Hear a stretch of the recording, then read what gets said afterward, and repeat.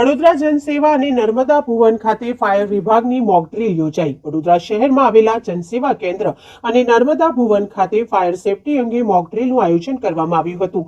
Mock drill દરમિયાન મામલતદાર, પૂર્વ મામલતદાર તેમજ જનસેવા કેન્દ્રના અધિકારીઓ સાથે કર્મચારીઓને આગ લાગે તો શું કરવાનું અને કેવી રીતે આગ લાગે તો શું કરવું અને શું ન કરવું જોઈએ તેમજ આગ બુઝાવવા માટેના સાધનો તથા ફાયર એક્સટિંગ્યુશરનો ઉપયોગ કેવી રીતે કરવો અને વિદ્યાર્થીઓને તથા અન્ય સ્ટાફને કઈ રીતે બચાવવા તે અંગે મોક ડ્રીલનું આયોજન કરવામાં આવ્યું હતું। વધુમાં જનસેવા કેન્દ્રના અધિકારીએ જણાવ્યું હતું કે જનસેવા કેન્દ્ર નર્મદા ભવન ખાતે આપણે જે ફાયર સેફટી માટેની એક મોક ડ્રીલ રાખેલી હતી, જેની અંદર મામલતદાર વડોદરા શહેર પૂર્વ, મામલતદાર ગ્રામ્ય અને નાયબ કલેક્ટર વડોદરા શહેર અને નાયબ કલેક્ટર વડોદરા ગ્રામ્ય હાજર હતા। બધો સ્ટાફ હાજર હતો।